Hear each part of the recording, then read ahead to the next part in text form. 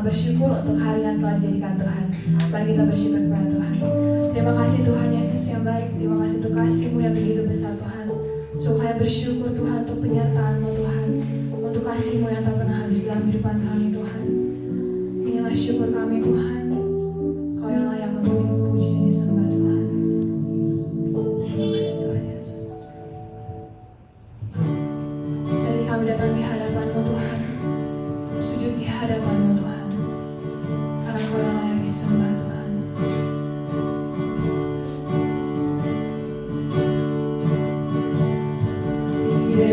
Yesus, kemuliaan-Mu pulihkan hatiku. Yesus, kemuliaan-Mu berkati hidupku.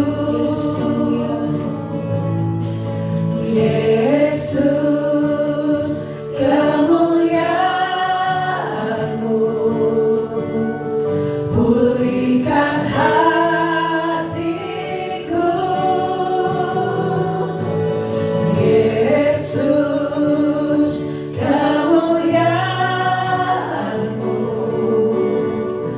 berkati hidupku. Segala pujian syukur bagi-Mu. Kau hadir dalam hidupku. Kini ku datang sujud di hadapan-Mu, memuji-Mu, menyembah-Mu. Yesus, ku menyembah-Mu. Kau Tuhan, Kau selalu hadir dalam setiap kehidupan kami Tuhan. Yesus, kemuliaan-Mu pulihkan hatiku. Yesus, kemuliaan-Mu berkati hidupku. Segala pujian syukur bagi-Mu.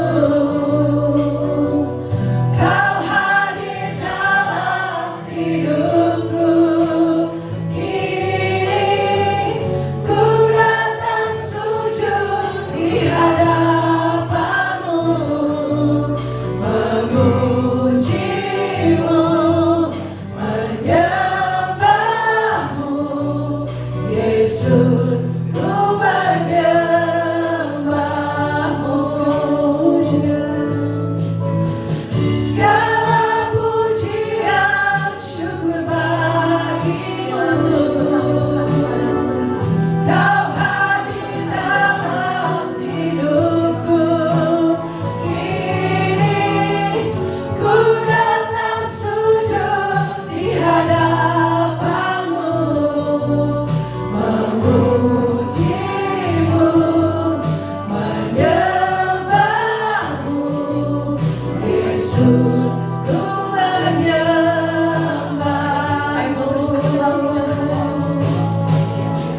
Segala pujian syukur bagi-Mu.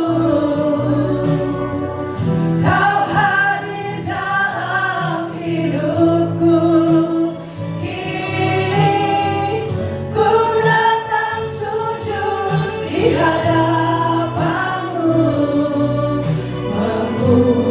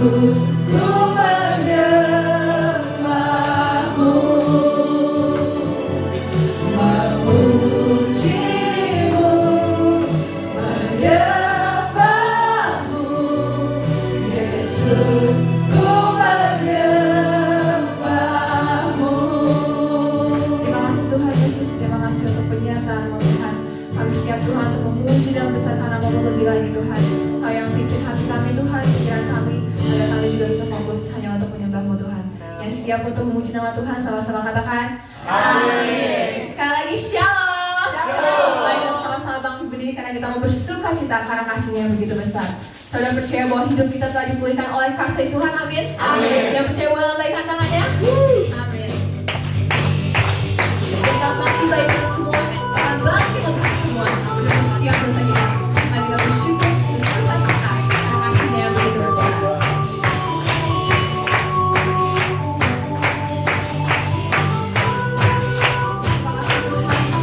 Berbaik Tuhan, dan percaya bahwa ada Tuhan yang baik, Tuhan yang selalu ada di sini. Katakan dia mati lagi.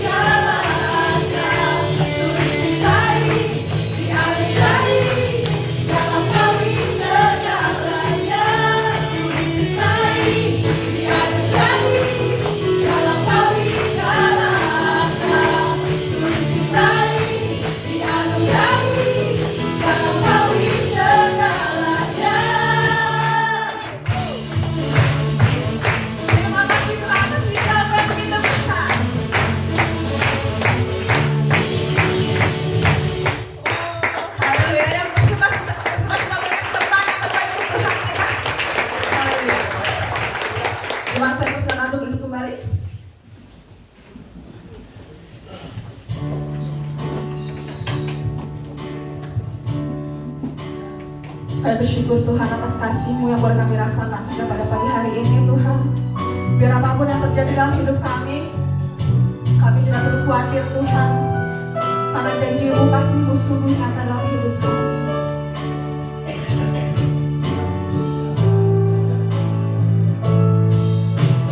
Apapun yang terjadi dalam hidupku ini, tak pernah ku ragukan kasih-Mu Tuhan. Lewat gunung yang tinggi, dalam lembah yang curam, tak pernah ku ragukan janji-Mu Tuhan. Dalam firman-Mu kami boleh disembuhkan Tuhan. Kau berfirman dan sembuhkanku, Kau bersabda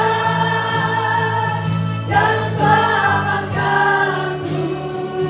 Tiada yang mustahil bagimu, Yesus, ku percaya padamu. Ayo menaruh iman, percaya kami dalam tangan-Mu Tuhan, Kau yang pegang setiap hidup kami. Apapun yang terjadi dalam hidupku ini, tak pernah ku ragukan kasih-Mu Tuhan. Lewat gunung yang tinggi, dalam lembah yang curam, tak pernah ku ragukan janji-Mu Tuhan. Kau berfirman dan sembuhkanku, Kau bersabda dan selamatkanku. Tiada yang mustahil bagimu, Yesus, ku percaya padamu. Kau berfirman dan sembuhkanku, Kau bersabda dan selamatkanku. Tiada yang mustahil bagimu, Yesus, ku percaya padamu. Terima kasih untuk kami berfirman dan sembuhkanku, Kau bersabda dan selamatkanku. Tiada yang mustahil bagimu, Yesus, ku percaya padamu. Untuk memberikan kekuatan dan sembuhkanku, Kau bersabda dan selamatkanku. Tiada yang mustahil bagimu, Yesus, ku percaya padamu. Yesus, ku percaya padamu. Yesus, ku percaya padamu. Haleluya. Bapa, sungguh kami bersyukur Tuhan. Tuhan, kami mengucap syukur buat pagi yang indah ini Tuhan. Kembali kami diberi kesempatan untuk hadir, untuk duduk diam di bait-Mu yang suci Tuhan. Kami sudah memuji-Mu, kami sudah menyembah-Mu. Sebentar kami mau memikirkan kebenaran firman Tuhan. Tuhan, urapi hamba-Mu yang lemah ini, yang tidak ada apa-apanya ini Tuhan, agar bisa menyampaikan firman-Mu Tuhan. dan memberkati kami semua. Urapi juga semua jemaat-Mu Tuhan, agar firman yang ditabur bisa menjadi rema, Amin. bisa direnungkan, dan bahkan bisa diaplikasikan di dalam kehidupan kami. Amin. Dan kami bisa berbuah-buah lebat untuk kemuliaan nama Tuhan. Terima kasih Tuhan. Berfirmanlah, hanya di dalam nama Tuhan Yesus Kristus kami berdoa dan mengucap syukur. Haleluya. Amin. Silakan duduk. Puji Tuhan. Shalom. Pertama-tama saya mengucapkan terima kasih kepada Gembala Sidang. Terima kasih hamba-hamba Tuhan. Terima kasih seluruh jemaat di GBS Gebis Kalvari ini. Waktu dan tempatnya kepada saya untuk memberitakan kebenaran firman Tuhan. Kemarin Bapak Pembina kami bilang katanya kalau nggak kenal nggak sayang katanya. Jadi saya mau kenalan dulu. Nama saya Yusuf Ong. Puji Tuhan kami datang dengan tim dari Jakarta. Kami adalah komunitas pria di gereja kami. Kami ada 12 orang. Tuhan kirim ke sini. Kemarin Bapak Pembina kami Pak Iwan Rema melayani di GBI Pejagalan. Terus nanti setelah ini Bapak Pembina kami yang kedua Bapak Yusuf Gunawan juga akan melayani di GBI Pejagalan. Gitu aja ya perkenalannya. Oke. Jadi saudara-saudara, kalau kita aktif di dunia medsos ya, akhir-akhir ini ada sesuatu yang viral ya, yaitu ada satu statement yang jadi polemik. Kalau Tuhan itu cuma satu katanya, surga itu cuma satu, jadi ya semua agama sama aja gitu katanya. Semua agama sama aja katanya.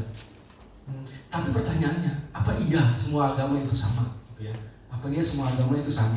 Karena menurut Alkitab yang saya pelajari, paling tidak ada 4 perbedaan antara kekristenan yang kita hidupi ini dengan agama-agama yang ada. Ya, paling tidak ada 4 perbedaan yang fundamental, ada 4 perbedaan yang mendasar.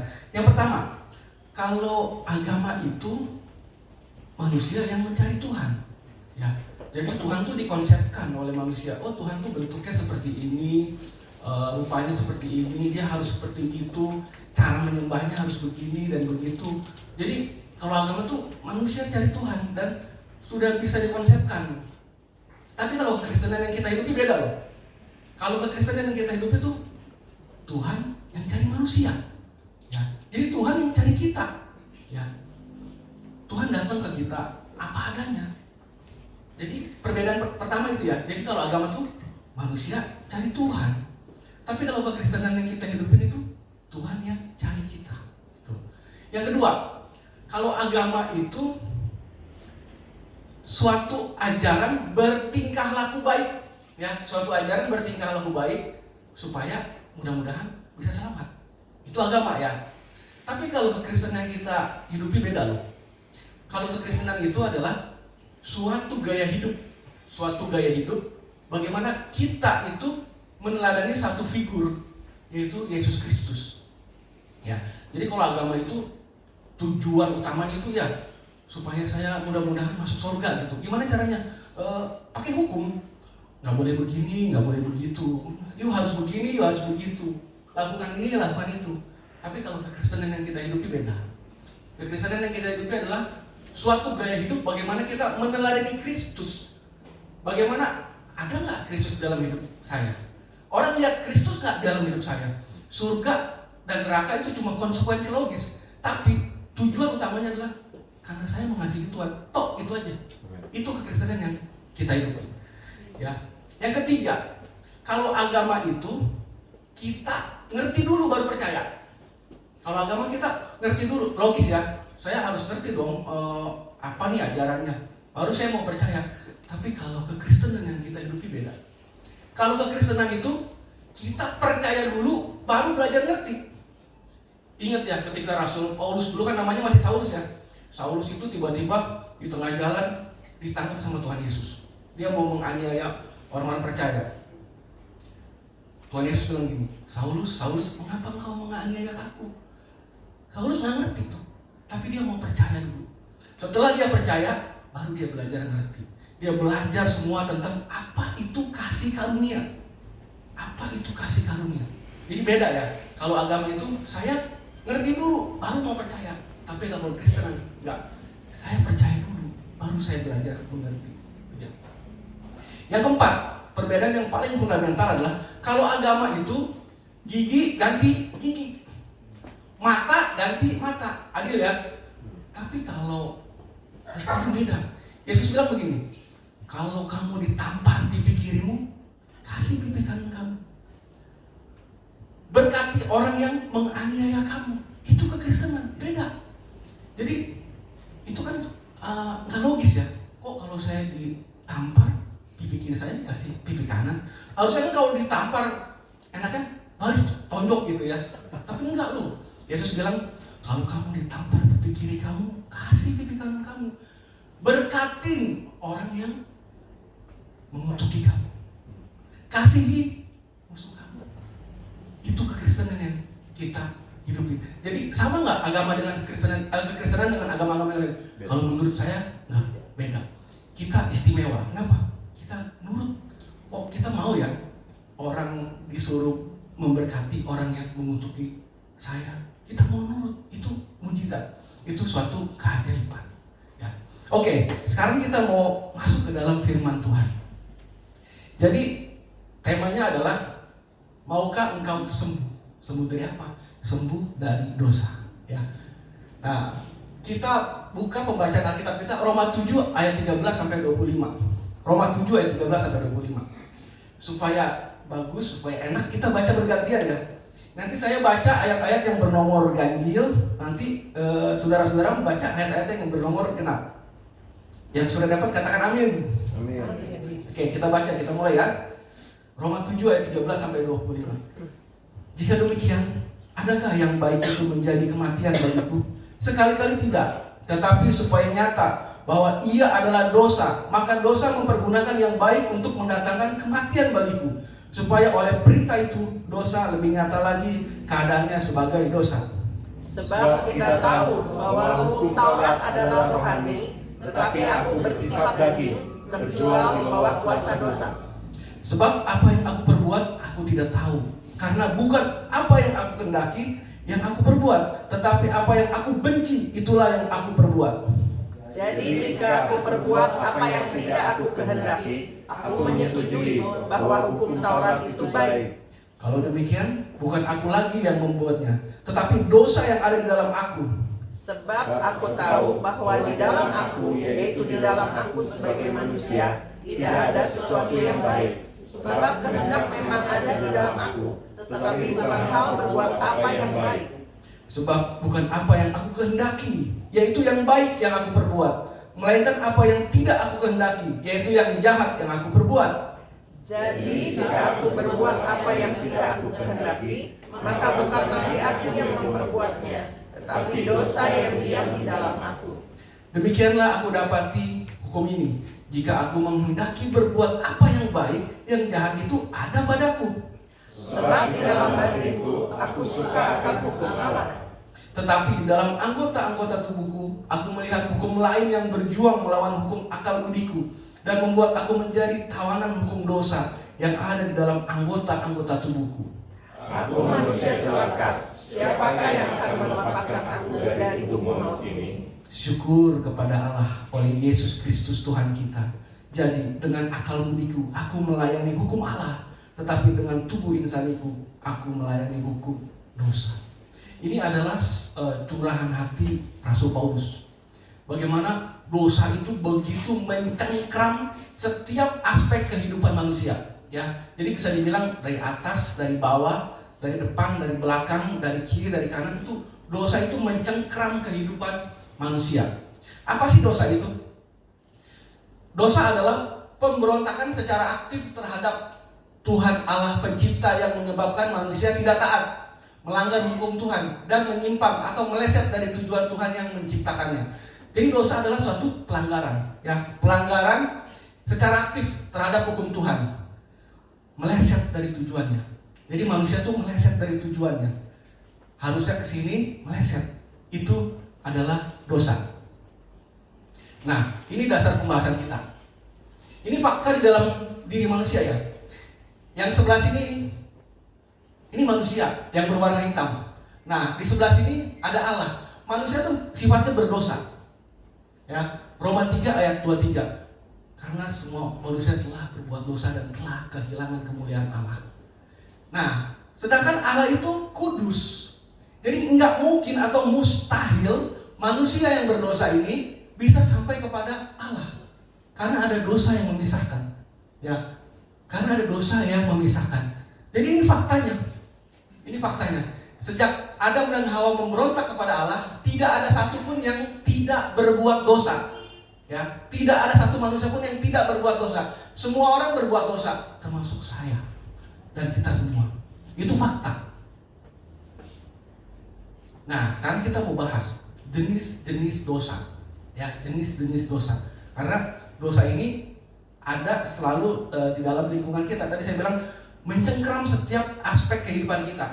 Sampai-sampai Paulus bilang, aku ini manusia celaka. Yang pertama, jenis dosa yang pertama adalah dosa warisan atau dosa turunan. Kenapa disebut dosa warisan atau dosa turunan? Karena kita semua manusia adalah anak cucu dari Adam dan Hawa. Manusia pertama itu Adam dan Hawa, mereka langsung berbuat dosa. Ya, mereka jatuh ke dalam dosa. Maka semua keturunannya itu mendapatkan dosa warisan. Ya, dosa warisan. Jadi setiap manusia yang lahir ke dunia ini sudah membawa dosa warisan.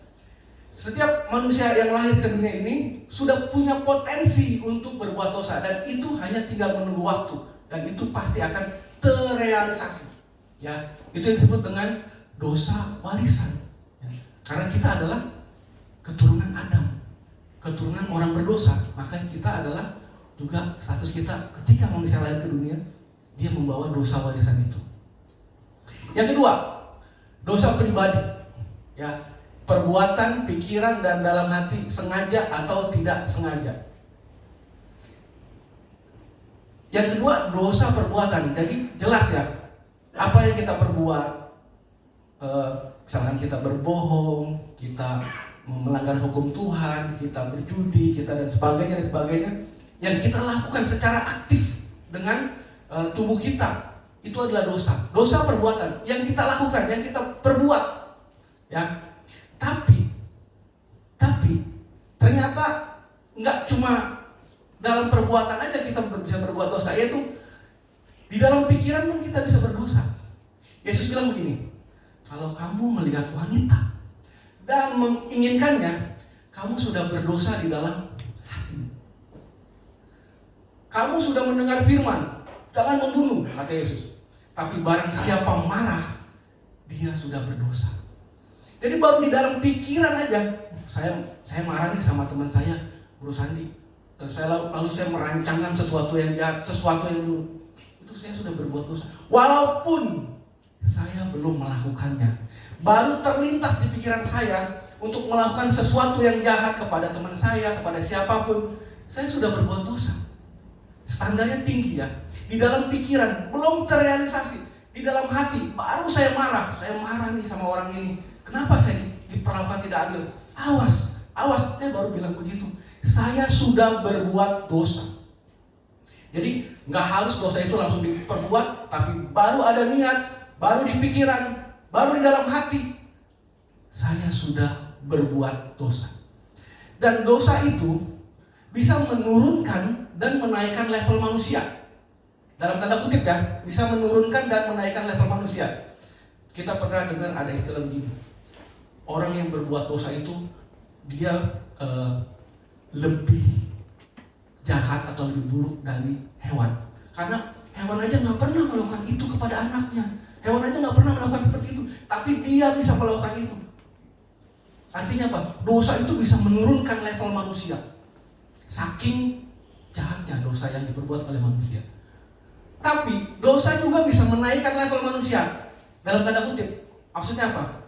Oh, orang itu berbuat dosa atau melakukan sesuatu, dia lebih lihai daripada setan katanya. Ada istilah gitu ya. Saking lihainya, saking pinternya, saking hebatnya dia merancangkan sesuatu itu, dia lebih hebat, dia lebih lihai daripada setan.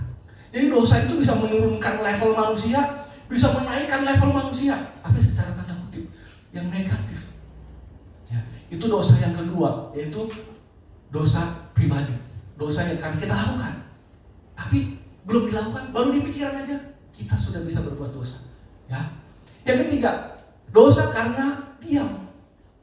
Dosa karena diam. Jangan pikir kalau kita diam aman, kita nggak bisa berbuat dosa. Ternyata enggak.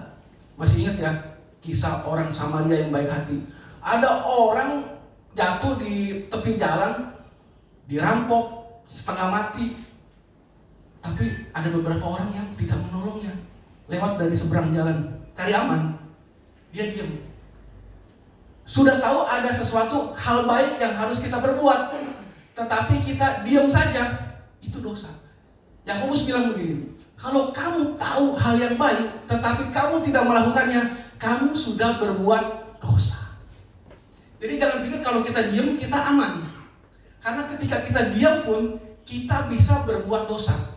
Ada teman kita yang mungkin kita tahu teman kita itu salah, itu berbuat dosa. Udahlah diam aja, biarin aja, saya belakang nggak tahu aja. Padahal kita tahu. Atau ada sesuatu yang baik, ada orang perlu pertolongan, tapi kita diam aja. Padahal kita punya potensi untuk menolongnya, membantunya. Itu adalah dosa.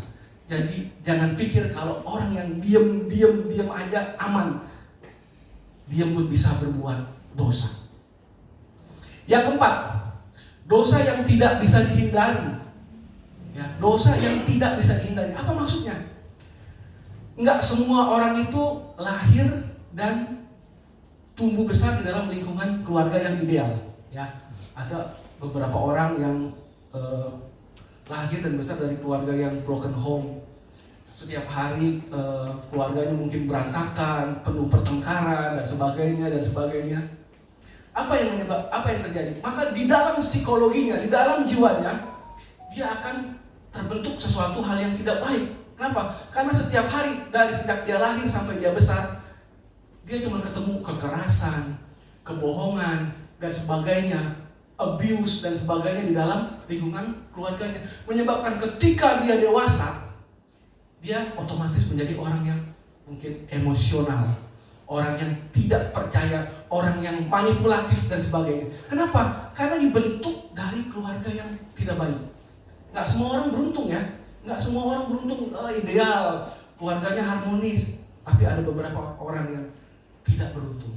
Ada juga beberapa orang yang menjadi korban dari sesuatu yang tidak baik, sehingga psikologinya rusak, kehidupannya rusak, dan ketika dia dewasa, gambar dirinya rusak dan dia menjadi pendosa.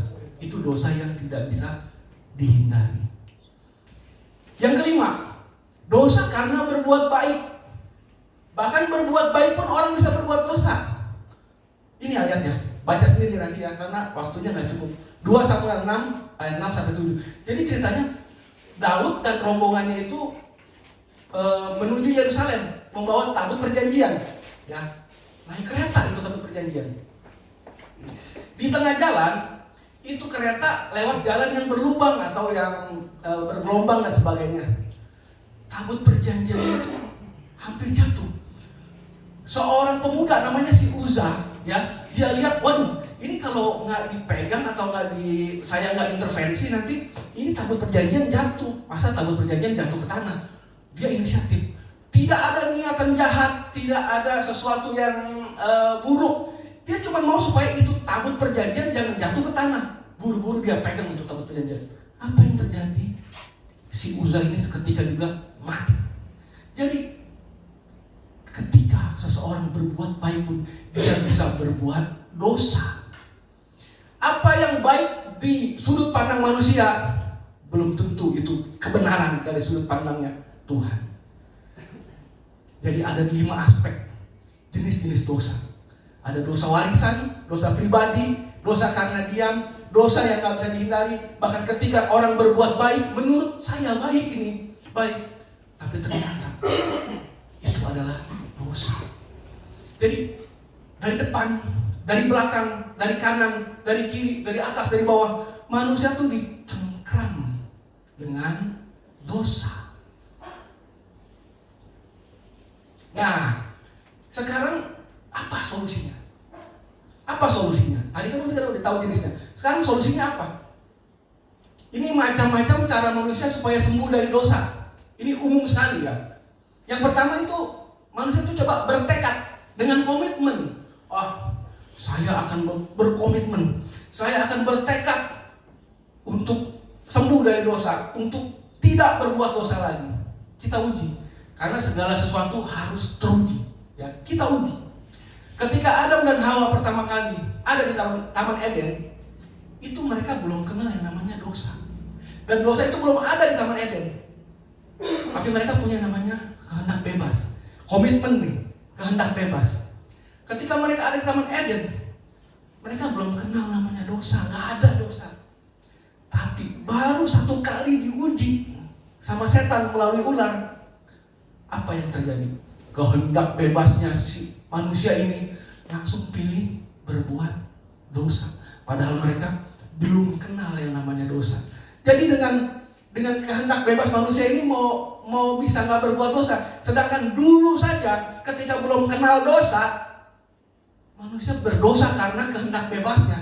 Sekarang mau pakai kehendak bebas saya supaya saya nggak berbuat dosa, itu adalah hal yang mustahil. Yang kedua, berbuat amal dan kebaikan. Ini logis ya, berbuat amal dan kebaikan supaya nggak sembuh dari dosa. Kita uji lagi, ya. Satu kali saya ini hobi main karambol.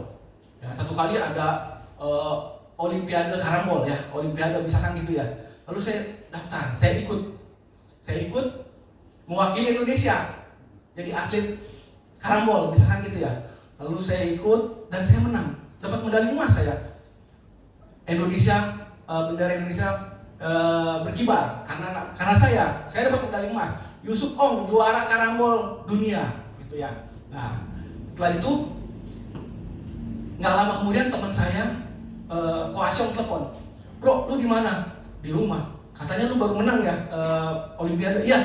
"Ayo ngopi, gua traktir." Wah, saya seneng dong. Ko Asyong telepon saya mau ngopi, langsung tanpa pikir panjang saya ambil motor saya, sepeda motor saya keluar. Saking buru-burunya, saya lupa pakai helm saya. Di tengah jalan ada razia, diberhentiin saya. "Stop, SIM, STNK semua. Bapak tahu apa kesalahannya?" "Iya Pak, saya lupa pakai helm." "Ya udah, langsung ditilang, dikasihlah surat tilang." Udah. Akhirnya saya masih nggak terima nih. Saya pikir gimana ya caranya? Besoknya saya cari sesuatu. Saya jalan keluar, saya lihat jalanan macet. Ternyata ada mobil mogok. Langsung saya dekatin, "Pak, saya bantu ya Pak." Saya dorong sampai ke bengkel terdekat supaya ini jalanan nggak macet. Saya bantu, tapi nggak cuma saya bantu, saya rekam. Selesai. Tugas saya selesai. Besoknya saya lihat ada AI mau nyebrang jalan, tapi udah hampir setengah jam nggak bisa. Kenapa? Karena jalannya ramai sekali. Saya dekatin, lalu saya bilang, "AI, mau kemana? Mau nyebrang?" "Saya bantu ya." Saya bantu, tapi nggak cuma saya bantu, saya rekam juga itu. Saya rekam, udah selesai. Jadi saya punya berapa? Saya punya 2 kebaikan. Saya punya medali emas Olimpiade yang mengharumkan Indonesia. Tibalah waktunya saya harus ke kantor untuk mengurus tilang saya. Saya datang ke kantor. Saya tugasnya, lalu saya mau urus, petugasnya langsung kasih, "Ini Pak, untuk pembayarannya sepanjang." "Bentar dulu Pak." Saya bilang, "Nanti dulu. Bapak tahu nggak ini apa?" Saya kasih lihat medali emas saya nih. Tahu itu medali emas. Saya kan sudah mengharumkan Indonesia di kancah internasional. Bukan itu aja Pak, saya kasih lihat lagi buktinya nih Pak. Kemarin saya bantu seorang bapak yang mobilnya mogok. Kalau nggak ada saya itu jalanan macet Pak. Lalu saya kasih lagi nih Pak, buktinya lagi. Saya juga bantu seorang ibu yang mau nyebrang jalan. Kalau saya nggak bantu sampai sore dia nggak bakalan bisa nyebrang. Pertanyaannya, saya tetap harus bayar tilangnya nggak? Seperti itulah dosa. Kita punya 1.000.000 kebaikan, kita punya 1.000.000 amal baik, kita punya prestasi pencapaian. 1 kali dosa aja cukup. Melanggar 1 hukum sama dengan melanggar semuanya. Yang ketiga, berhenti berdosa. Biasanya manusia gitu, supaya saya nggak berdosa lagi, saya berhenti aja berbuat dosa. Kita uji lagi, benar nggak kalau kita cuma berhenti berdosa kita bisa sembuh dari dosa? Benar nggak? Satu kali saya lagi bokeh, tahu ya bokeh ya? Gak punya duit, bokeh. Lalu anak saya yang besar ngomong, "Pak, mau beli buku Pak, berapa duit? 500.000. Aduh, lagi bokeh lagi, mau harus bayar buku lagi. Anak saya 3. Saya teringat wajah teman saya namanya Ko Awe. Ini orang baik. Saya datang ke Ko Awe. Ko Awe, pinjam duit dong, gue peceng. Buat apa bro? Mau bayar buku. Nanti minggu depan saya gantiin. Ko Awe bayar, langsung dikasih. Ya udah nih, gue transfer katanya. Transfer. Oke, aman. Sampai minggu depan lagi, anak saya nomor 2 datang lagi. Pak, minta duit Pak. Buat apa lagi? Mau bayar itu apa namanya? Jalan-jalan katanya karya wisata. Berapa duit? 500.000. Yang gue peceng saya belum bayar. Masih bokeh. Datang lagi, gopek lagi. Aduh, saya bingung. Kembali lagi saya berdoa, saya teringat wajah teman saya lagi, Ko Awe lagi. Saya datangin lagi lah Ko Awe. Ko Awe, pinjam lagi dong gopek. Nanti minggu depan lah saya ganti gitu kan. Ini lagi butuh, lagi BU. Ko Awe memang baik. Tetap dikasih. Ini udah nih. Tapi ingat ya lu, minggu depan lu bayar lah. Aman, saya bilang gitu. Udah. Sampailah minggu berikutnya saya mesti bayar, udah janji sama Ko Awe. Anak saya yang kecil datang lagi. Pak, minta duit dong. Buat apa lagi? Bayar les Pak. Aduh, berapa duit? 500.000. Yang 1 juta saya belum bayar. Masih bokeh. Datang lagi. Aduh, gimana? Tetap muka Ko Awe lagi yang terlihat gitu ya. Terlihat gitu. Saya datang lagi Ko Awe. Ko Awe, saya pinjem dong, gopek lagi. Ko Awe mulai gak sabar. Lu gimana sih bro katanya? Lu udah janji 2 kali aja udah meleset. Lu mau datang lagi lu berani-berani begitu ya? Akhirnya saya takut sama Ko Awe. Ya udah, Ko Awe, saya nggak jadi utang. Saya nggak jadi utang. Saya stop, saya nggak utang lagi. Pertanyaannya, saya udah berhenti berutang sama Ko Awe. Apakah saya tetap harus bayar utang itu yang 1 juta? Kayak gitu dosa kita. Dosa kita itu seperti utang. Selama nggak ada yang bayar, nggak ada yang lunasin, sampai kapanpun itu akan terus tercatat. Jadi apa kesimpulannya? Dosa ini nggak ada obatnya. Dari atas, dari bawah, kiri, kanan, depan, belakang, nggak ada obatnya. Lalu gimana? Ini bersyukur kita ada di sini. Bersyukur kita masuk kategori orang Kristen yang saya bilang tadi di pertama. Itu beda sama agama. Kristen itu beda sama agama. Kenapa? Bagaimana sembuh dari dosa? Yang pertama, menerima anugerah dari Tuhan Yesus Kristus. Itu satu-satunya obat. Sejak manusia jatuh ke dalam dosa, udah gak ada harapan. Gak ada harapan. Semua manusia pasti binasa. Tuhan tahu. Kalau manusia ini dibiarin aja, semuanya habis, selesai. Jadi gimana? Tadi gigi ganti gigi, mata ganti mata. Jadi kalau manusia yang mati, maka gantinya manusia harus ganti manusia. Sekarang pertanyaannya, ada nggak manusianya? Karena manusia bukan manusia yang sembarangan. Harus manusia yang sempurna. Harus manusia yang enggak punya dosa. Harus manusia yang memenuhi seluruh hukum. Di dunia ini nggak ada. Cuma satu, adanya di sorga. Jadilah Tuhan mencari manusia dalam diri Yesus Kristus. Harus ada pengorbanan, harus ada yang mengganti manusia. Kalau zaman perjanjian lama itu, orang bawa domba, orang bawa lembu ke bait suci. Buat apa? Untuk penebusan dosa. Pertanyaannya, apakah domba itu setara dengan manusia? Apakah lembu setara dengan manusia? Sampai kapanpun gak bakal setara. Gak mungkin seekor domba, seekor lembu bisa menggantikan manusia.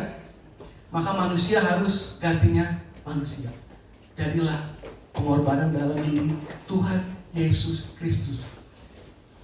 Orang sering bilang begini, kok orang Kristen Tuhannya mati? Justru disitulah kekuatan kita. Ketika Tuhan saya, Yesus Kristus, mati buat saya, itulah kekuatan buat saya. Karena nggak ada obatnya, cuma ini obatnya. Ketika manusia yang sempurna, Yesus Kristus, manusia yang memenuhi seluruh hukum Taurat dengan sempurna, Yesus Kristus, mati buat saya. sama seperti domba yang disembelih, sama seperti lembu yang disembelih di bait suci dulu. Tapi sekarang anak manusia yang mati. Cuma harus orang-orang yang percaya kepadanya yang diperhitungkan. Bersyukur kita adalah golongan orang-orang yang percaya kepada Tuhan Yesus. Sehingga pengorbanan Yesus di kayu salib itu berlaku buat kita. Berlaku buat kita. Itu yang pertama. Yang kedua adalah jujur dan tulus kepada Tuhan. Setiap manusia pasti punya satu atau dua dosa yang sangat sulit untuk dilepaskan. Jujur yuk, sangat sulit untuk dilepaskan. Bertahun-tahun, berulang-ulang mencoba, jatuh lagi. Maka sekarang jujur dan tulus pada Tuhan. Tuhan, saya nggak sanggup. Dosa ini terlalu enak buat saya. Dosa ini terlalu nikmat buat saya untuk saya tinggalkan. Dosa ini terlalu berat mengikat saya, Tuhan. Bilang sama Tuhan, Tuhan, tolong saya Tuhan, saya nggak bisa. Kasih saya kekuatan Tuhan. Saya lemah. Jujur aja sama Tuhan, nggak apa-apa. Bilang sama Tuhan. Karena setiap manusia pasti punya minimal satu dosa yang berat, yang sulit sekali ditinggalkan. Bilang sama Tuhan, Tuhan, dosa ini terlalu enak Tuhan kalau saya lepaskan. Yang ketiga, mengenali diri sendiri. Siapa sih yang paling kenal dengan diri kita? Ya kita sendiri. Kalau kita nggak tahan dengan perempuan, ya jangan dekat-dekat dengan lingkungan yang begitu. Kalau kita nggak tahan dengan perjudian, ya jangan jauhilah hal-hal yang seperti itu. Jangan sok kuat, jangan sok hebat. Karena kita kenal diri kita. Gua nggak kuat di sini, aku jauhi. Saya nggak kuat di sini, saya tinggalkan. Jangan merasa hebat, jangan merasa kuat. Kenali diri kita sendiri. Yang keempat, tinggal dalam komunitas yang membangun iman dan rohani. Kami bersyukur ya punya komunitas kaum pria. Kami bersyukur ada bapak-bapak pembina yang terus membina kami, mengingatkan, mendoakan, menegur, melindungi kami, sehingga kami tetap ada di dalam komunitas yang membangun iman dan rohani. Apa yang ada di sini? Komsel, persekutuan-persekutuan doa dan sebagainya. Tinggal tetap di situ. Tinggal tetap di dalam komunitas-komunitas yang sehat itu. Supaya kita bisa saling menasehati, saling mengingatkan, saling menegur.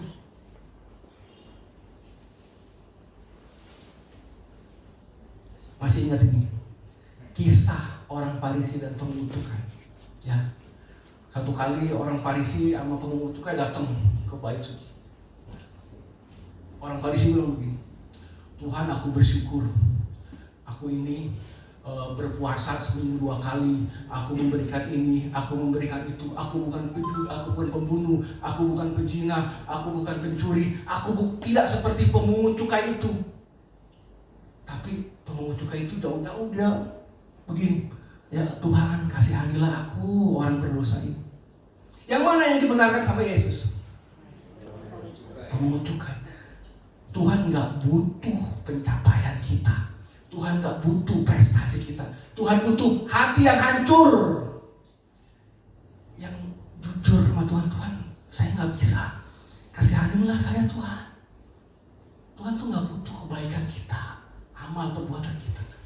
Tuhan butuh hati yang hancur. Bilang sama Tuhan, Tuhan, saya gak bisa. Saya orang berdosa, Tuhan kasihanilah saya. Setelah itu Tuhan akan berikan kekuatan pada kita. Buat apa? Jadi garam, jadi terang dunia. Karena Yesus bilang begini, kamu garam dunia, kamu terang dunia. Kalau kita sudah punya prinsip, saya hidup karena belas kasihan Tuhan, maka kita akan next level, menjadi garam dan terang dunia.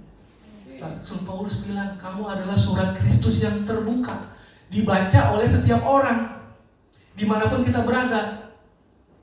Orang baca kita, orang Kristen, katanya begini, katanya begitu. Ada nggak orang melihat Yesus dalam hidup kita? Itu pertanyaannya. Kalau belum, berarti kita belum sampai pada tahap itu. Amin. Mari kita undang kita semua batu berdiri.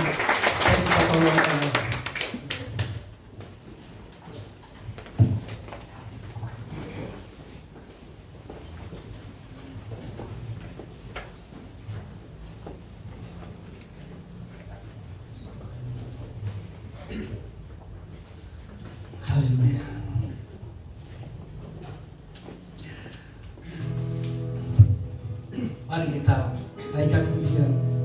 Bukan dengan barang fana Tuhan membayar dosa kita. Bukan dengan emas perak. Tapi dengan pengorbanan Yesus. Dan kasih-Nya.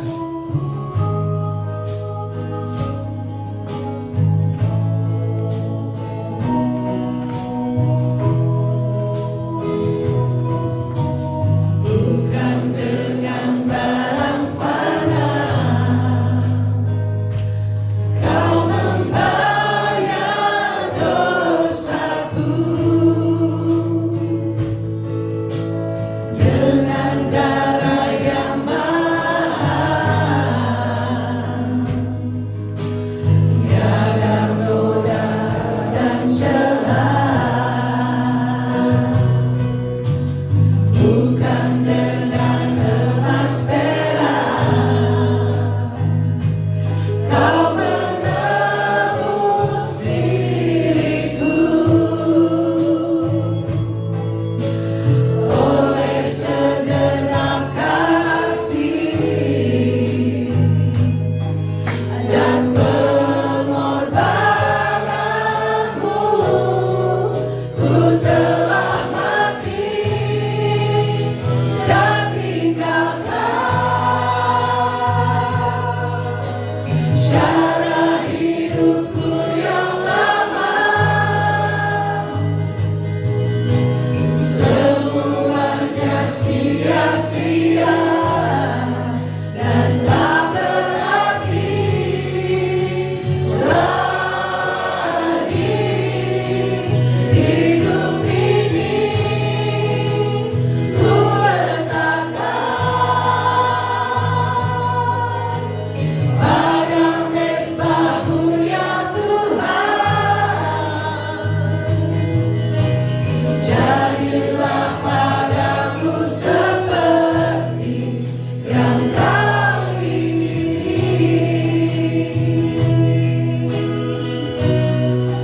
Ku telah mati dan tinggalkan cara hidupku yang lama. Semuanya sia-sia dan tak berarti lagi. Hidup ini ku letakkan pada mezbah-Mu ya Tuhan. Jadilah padaku seperti yang Kau ingini. Saudara, tahu nggak? Tuhan nggak butuh prestasi kita, pencapaian kita. Tuhan nggak butuh itu. Tuhan baik loh. Coba kita pikir, 30 tahun yang lalu, 20 tahun yang lalu, 10 tahun yang lalu mungkin kita ada di mana? Kita lagi ngapain? Kok bisa ya? Sekarang hari Minggu saya ada di sini.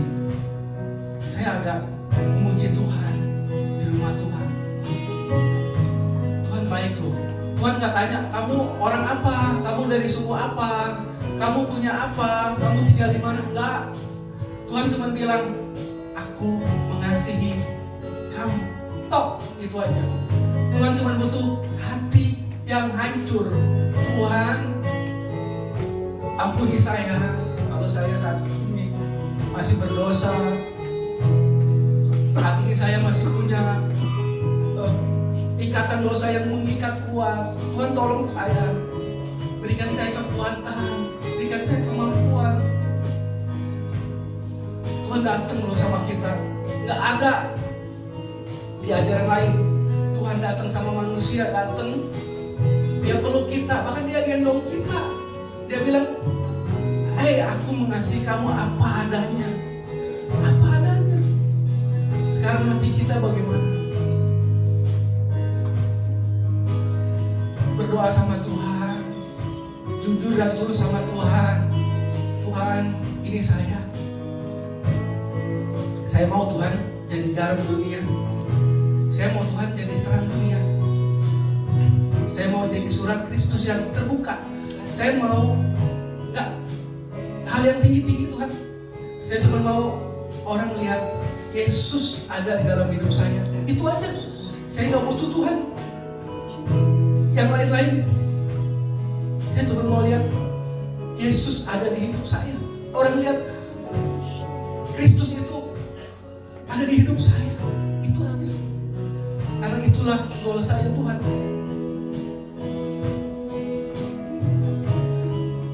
Saya minta kau Yeremia berdoa untuk firman Tuhan. Yesus, terima kasih. Kami mengucap syukur kepada-Mu Tuhan. Biarlah apa yang kami dengar hari ini membuat kami semakin percaya kepada Kristus, membuat iman kami semakin kuat. Kami mau berubah, kami mau lepas dari dosa, kami mau hidup benar di hadapan Tuhan, kami mau menjadi saksi-Mu, kami mau menjadi surat terbuka, kami mau menjadi garam Tuhan, kami mau menjadi terang firman. Jadikanlah hidup kami Tuhan, lewat firman pagi hari ini, kami boleh diteguhkan kembali, kami boleh diingatkan kembali bahwa kami adalah orang-orang yang harusnya bersyukur karena kami telah ditebus dari segala dosa kami. Terima kasih Tuhan, materaikan firman-Mu dalam hati kami. Jangan jadikan kami hanya menjadi pendengar firman, tapi mampukan kami, jadikan kami sebagai anak-anak Tuhan yang mampu melakukan dan menghidupi setiap firman yang kami dengar, agar semua kebaikan-kebaikan Tuhan boleh nyata terjadi dalam kehidupan kami dan keluarga kami. Kami boleh terus bertumbuh, berbuah ya Tuhan di hadapan Engkau. Terima kasih untuk firman yang begitu indah, mengingatkan kami untuk selalu hidup dalam kebenaran akan firman Tuhan. Berkati hamba-Mu Bapak Yusuf Ong yang telah menyampaikan, berkati setiap pelayanannya dimanapun hamba-Mu ini menyampaikan kebenaran. Bila banyak jiwa-jiwa dimenangkan, berkati keluarganya Tuhan. Engkau pakai dia di akhir zaman ini untuk memenangkan banyak jiwa untuk kemuliaan bagi-Mu. Terima kasih Tuhan, kami hamba-Mu mengucap syukur pagi hari ini diberkati secara luar biasa agar kami boleh menjadi anak Tuhan yang menjadi pemenang, bukan yang kalah. Terima kasih Tuhan, segala puji, segala hormat, segala syukur kami pagi hari ini kami naikkannya dalam satu nama yang indah, yaitu Yesus Kristus Tuhan kami. Haleluya, yang percaya katakan amin.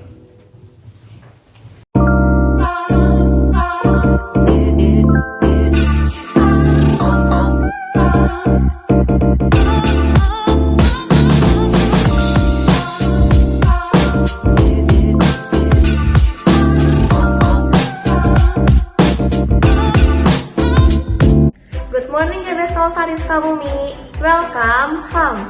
Selamat datang di ibadah GBIS Kalvaris Sukabumi. Senang sekali bisa bertemu dan berfellowship dengan Anda sekalian. Bagi Anda yang baru pertama kali hadir di ibadah GBIS Kalvaris Sukabumi, welcome. Kami senang sekali Anda dapat hadir di bersama kami and be a part of our family. Tadi kita sudah mendengarkan firman Tuhan. Biarlah setiap firman-Nya dapat bertumbuh, berkuat, berbuah lebat, dan jadi penopang bagi setiap kehidupan kita. Setiap hari Rabu kita akan ada doa puasa jam 5 sore di GBIS Kalvaris Sukabumi. Jangan lewatkan doa puasa ini karena kita dapat terus menjadi penopang bagi gereja GBIS Kalvaris Sukabumi. Lalu hari Kamis minggu depan kita akan ada House of Blessing di GBIS Kalvaris Sukabumi jam 6 sore. So, make sure bagi Anda yang mau join, berkumpul bersama kami untuk menyenangkan hati Tuhan. Hari tepat waktu ya. Bagi para kaum wanita, hari Jumat minggu depan kita akan ada Calvary Woman di GBIS Kalvaris Sukabumi jam 5 sore. Yuk, mari berkumpul untuk menjadi wanita-wanita yang teguh karena pernyataan daripada Tuhan Yesus. Dan untuk para teenagers, youth, college, and young adult, hari Sabtu depan kita akan ada Calvary Youth. Setelah edisi Valentine kemarin, Calvary Youth minggu depan kita akan ada sesuatu yang berbeda loh. Penasaran kan? Untuk info lebih lanjut akan segera diumumkan. So, stay tuned. kita juga mempunyai program baru loh, yaitu WFH alias Worship from Home. Setiap hari Senin sampai Jumat, jam 4 subuh via Google Meet. Yuk buruan join WFH ini agar kita bisa menjadi pedoa sebagai penopang bagi gereja GBS Kalvari Sukabumi. Setiap hari Minggu kita akan ada ibadah raya jam 8 pagi di GBS Kalvari Sukabumi, lantai 1 dan lantai 2, dan Kalvari Kids di lantai 3. Dan tentunya kita akan bertemu, berkumpul bersama untuk memuji Tuhan dan mendengarkan firman-Nya. So, don't miss it out. 2 Korintus 8 ayat 12 berkata, sebab jika kamu rela untuk memberi, maka pemberianmu akan diterima. Kalau pemberianmu itu berdasarkan apa yang ada padamu, bukan berdasarkan apa yang tidak ada padamu. Bukan tentang seberapa besar pemberian itu, melainkan seberapa besar hati yang memberikannya. Bagi Anda yang ingin memberikan persembahan dan persekutuan kepada Tuhan melalui gereja GBS Kalvari Sukabumi, Anda dapat scan QR berikut ini. Atau bisa juga telepon nomor rekening berikut ini. Atau dapat memberikannya secara langsung melalui kontak persembahan yang akan diedarkan. Follow Instagram @GBS Kalvari Sukabumi untuk mengetahui lebih banyak kegiatan yang ada di gereja kami. Jangan lewatkan kesempatan kita untuk tumbuh dalam iman dan komunitas. Ingat, firman Kristus kita lebih kuat. That's all for today. Thank you for watching us on GBS Kalvari Sukabumi this week. Have an amazing Sunday and Jesus bless you.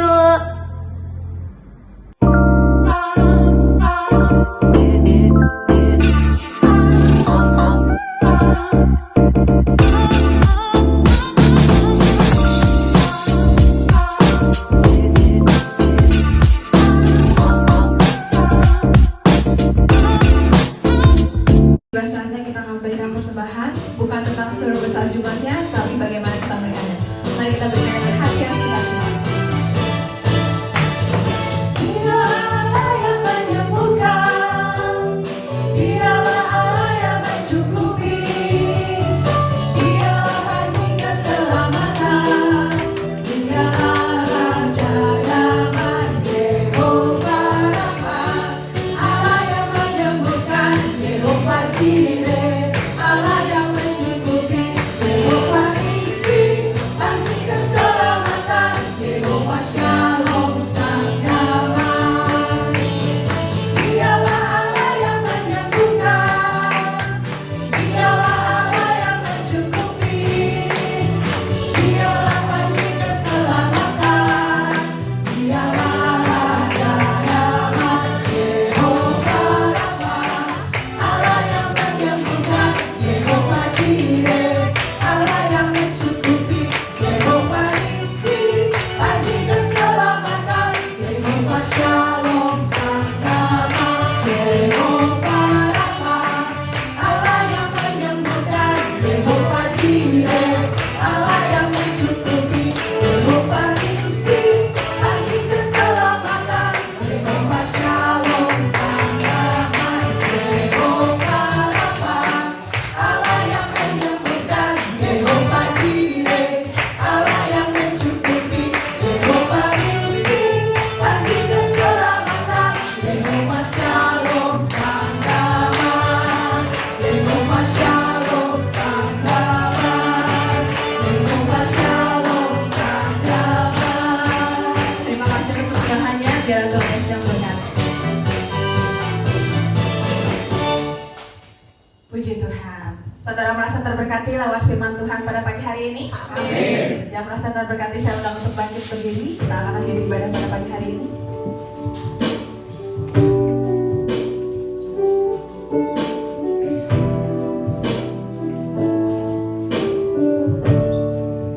Engkau Tuhan penuh kuasa, sanggup pulihkan keadaanku, dalam tangan-Mu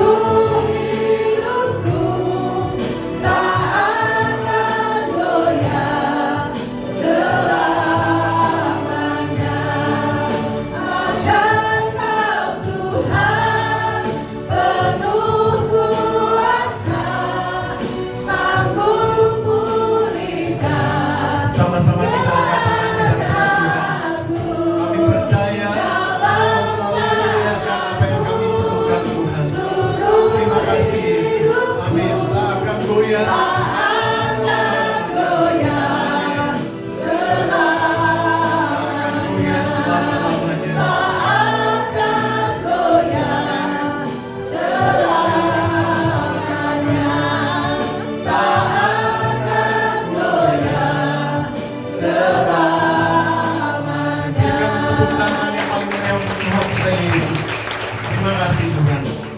Luar biasa pada pagi hari ini Engkau sudah memberkati kami Tuhan Yesus. Dan biarlah kami akan selalu ingat bahwa Tuhan Yesus Engkau sudah menyembuhkan kami Tuhan Yesus dari semua dosa-dosa kami. Engkau begitu luar biasa Tuhan Yesus. Biarlah darah-Mu Yesus, karya salib-Mu Tuhan Yesus, itu selalu ada dalam kehidupan kami Tuhan Yesus. Dan kami percaya, kami semua yang sudah percaya kepada Tuhan Yesus, kami boleh mendapatkan kehidupan yang kekal karena Tuhan sudah mengampuni, menyucikan semua dosa kami. Kami juga harus memberitakan itu kepada banyak orang sehingga banyak orang boleh disembuhkan dari dosa-dosa mereka Tuhan Yesus oleh karya darah Yesus. Terima kasih untuk pemberitaan firman Tuhan pada hari ini yang menguatkan kami semua. Dan juga kami teringat untuk teman-teman kami, saudara-saudara kami yang mungkin kami kenal yang belum kenal Tuhan Yesus. Biarlah kami juga bisa memberitakan firman Tuhan ini kepada mereka semua, agar semua yang kami kenal mereka boleh diselamatkan karena Tuhan Yesus. Terima kasih Bapa, terpuji nama-Mu Yesus, dan memberkati tim pelayanan yang sudah hadir pada saat ini, yang sudah memberkati jemaat GBS Kalvari.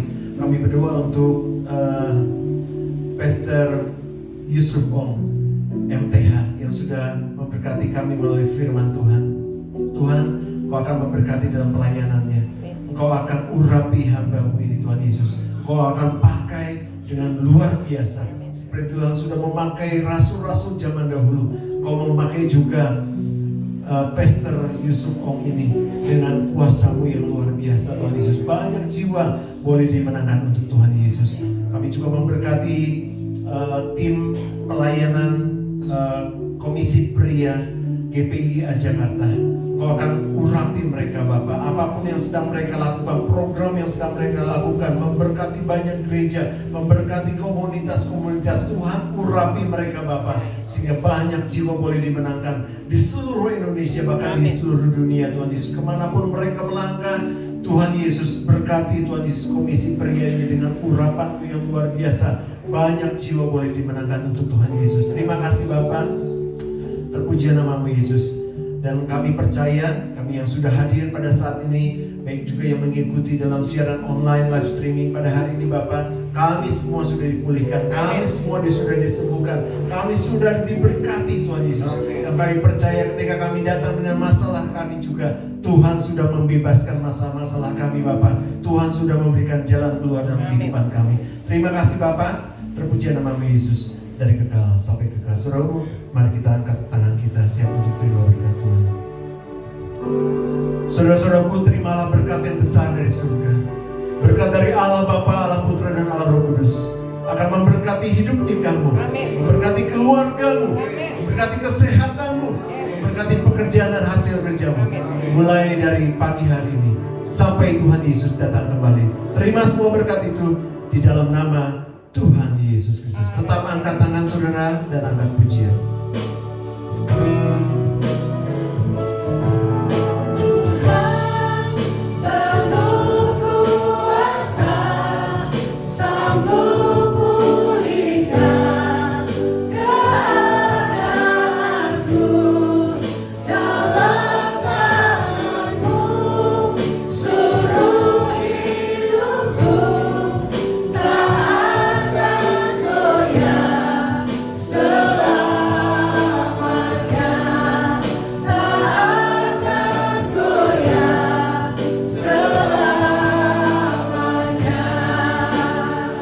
Pulang jemaat GBS Kalvari. Happy Sunday. Jesus bless you.